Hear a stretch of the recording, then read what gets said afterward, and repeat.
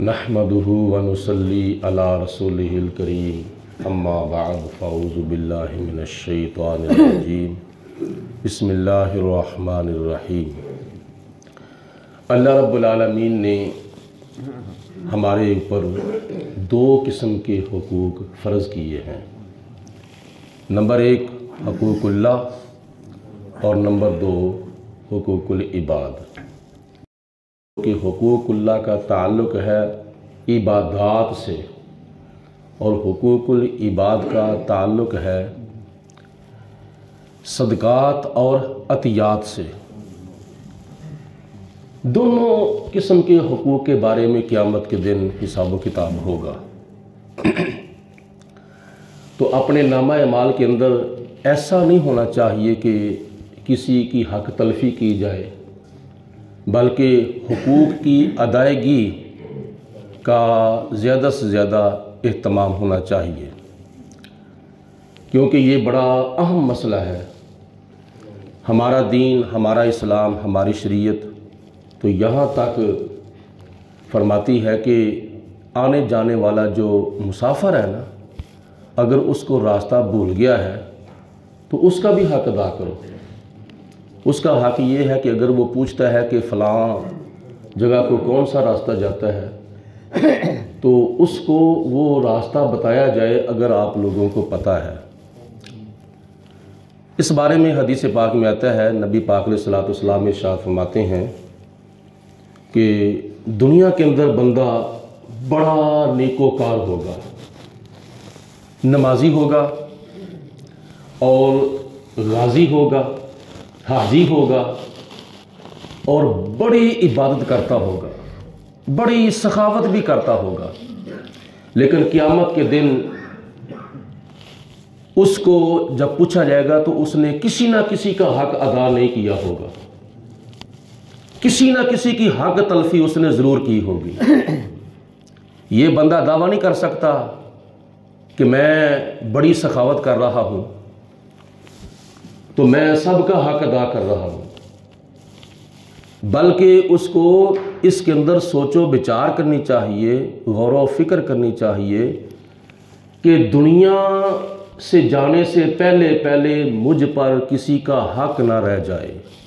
या तो हक अदा करे या हक माफ़ करा दे।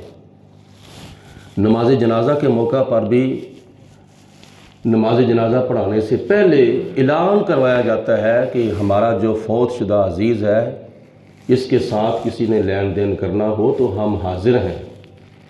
अगर उस के हुकूक की अदायगी ना की जाएगी तो फिर उसके ऊपर बोझ होगा और उसकी उतनी उस वक़्त तक जान नहीं छूटेगी जितनी देर तक हुकूक की अदायगी क्लियर नहीं होगी।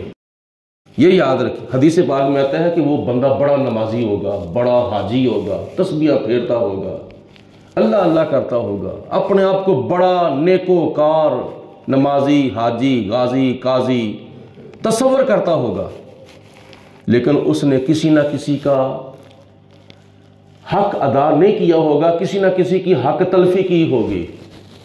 1, 2, 3, 4, 5, 6 कई लोगों की हक तलफी की होगी। अगर किसी ना किसी का उसने हक अदा किया है तो किसी ना किसी की हक तलफी भी उसने की होगी। तो वो जितने भी हकदार होंगे ना, वो क़यामत के दिन अल्लाह ताला की बारगाह में आ जाएंगे।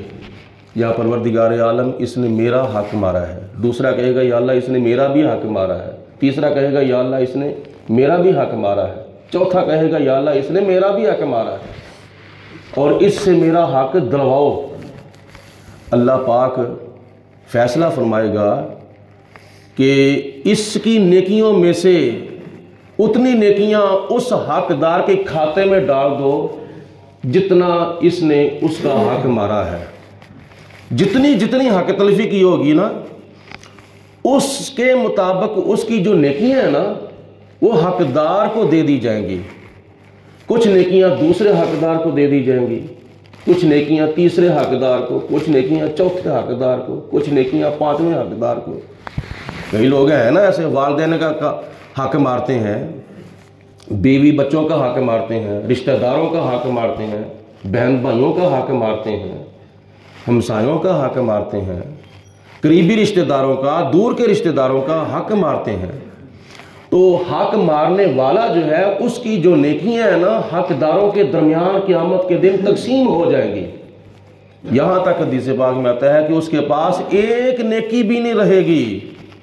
دنیا کے اندر تو بڑی بڑی عبادت کرتا تھا، بڑے بڑے رکوع و سجود قوما قیام کرتا تھا، بڑا بڑا ذکر و فکر کرتا تھا، بڑے نوافل پڑھتا تھا، بڑے حج کرتا تھا، بڑی تلاوتیں کرتا تھا، بڑے بڑے نیکیوں کے کام کرتا تھا، لیکن قیامت کے دن اس کے پاس ایک نیکی بھی نہیں رہے گی۔ جب نیکیاں ساری ختم ہو جائیں گی تو فرشتے عرض کریں گے یا پروردگار عالم، حقداروں کے حقوق ابھی باقی ہیں، اس کی تو نیکیاں ختم ہو گئی ہیں۔ اللہ فرمائے گا کہ ان کی جو غلطیاں ہیں، ان کے جو گناہ ہیں، وہ اس کے کھاتے میں ڈال دو جس نے حق مارا ہوا ہے۔ تو قیامت کے دن پھر نتیجہ کیا نکلے گا؟ اس کو اللہ پاک جہنم کے اندر پھینک دے گا۔ دنیا کے اندر بڑا نیکوکار، بڑا متقی پرہیزگار تھا، لیکن وہی شخص قیامت کے دن کہاں جا رہا ہے؟ جنت کے اندر جانے کی بجائے جہنم کی طرف جا رہا ہے۔ تو اس لیے اللہ تعالیٰ سے ڈرنا چاہیے، غور کرنا چاہیے، فکر کرنا چاہیے، سوچ و بچار کرنی چاہیے، توجہ کرنی چاہیے کہ مجھ پر کسی کا حق ہے یا نہیں۔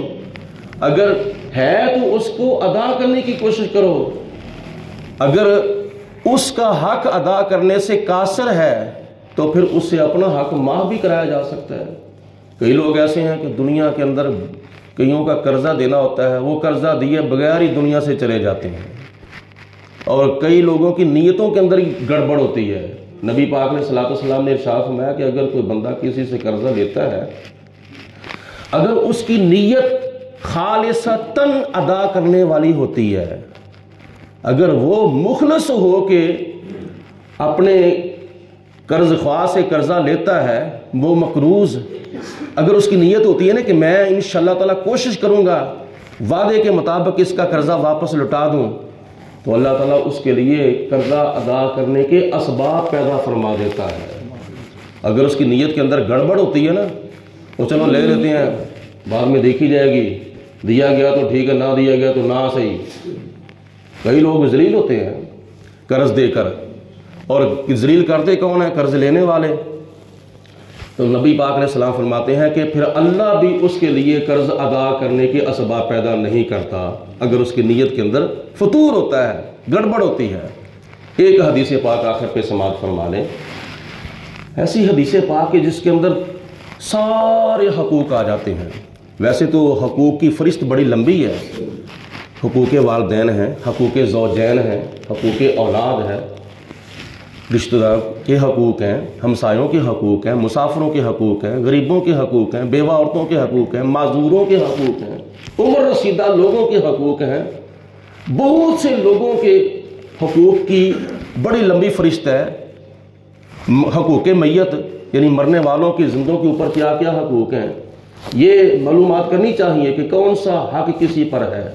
لیکن آخر کے اوپر ایسی میں حدیث پاک پیش کرتا ہوں جس کے اندر تقریباً سارے ہی حقوق آ جائیں گے، والدین کے بھی، بیوی بچوں کے بھی، خاوند کے بھی، اور بہن بھائیوں کے بھی، اولاد کے بھی، رشتہ داروں کے بھی، یاروں بیلیوں سجنوں ساتھیوں کے بھی، سارے مسلمان بہن بھائیوں کے حقوق اس کے اندر آ جائیں گے۔ نبی پاک علیہ الصلوۃ والسلام نے حدیث پاک میں ارشاد فرمایا، اتنی دیر تک تم میں سے کوئی کامل مومن نہیں ہو سکتا جتنی دیر تک اپنے مسلمان بہن یا بھائی کے لیے وہی چیز پسند نہ کرے جو اپنے لیے پسند کرتا ہے۔ سبحان اللہ۔ آپ لوگوں نے سوچنا ہے کہ کوئی بندہ اپنے لیے کیا پسند کرتا ہے؟ اپنے لیے نسلٹ پسند کرتا ہے؟ نہیں، اپنے لیے عزت پسند کرتا ہے۔ اگر اپنے لیے عزت پسند کرتا ہے تو پھر اپنے مسلمان بہن بھائیوں کے لیے عزت پسند کیوں نہیں کرتا؟ جس طرح بندہ اپنے لیے عزت پسند کرتا ہے نا، اس طرح اپنے دوسرے مسلمان بہن بھائیوں کے لیے اس کو عزت پسند کرنی چاہیے۔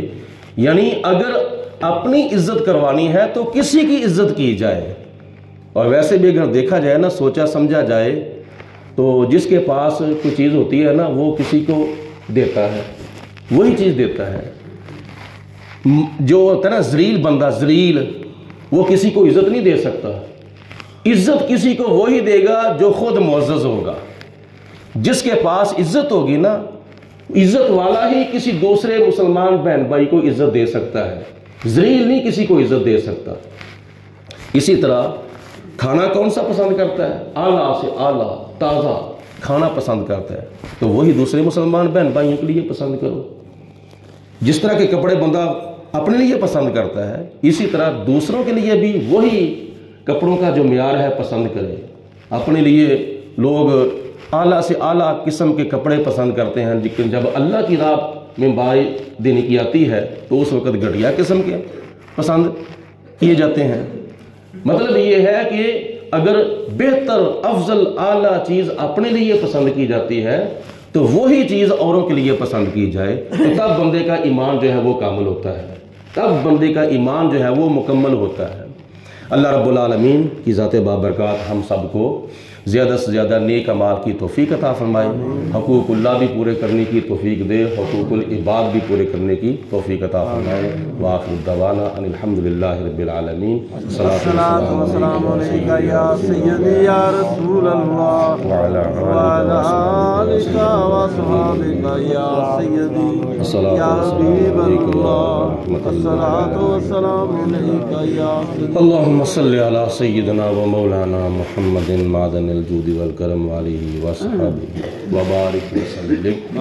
اللہم ربنا انزل علینا مائدۃ من السماء تکون لنا عیدا لأولنا وآخرنا وآیۃ منک وارزقنا وانت خیر الرازقین.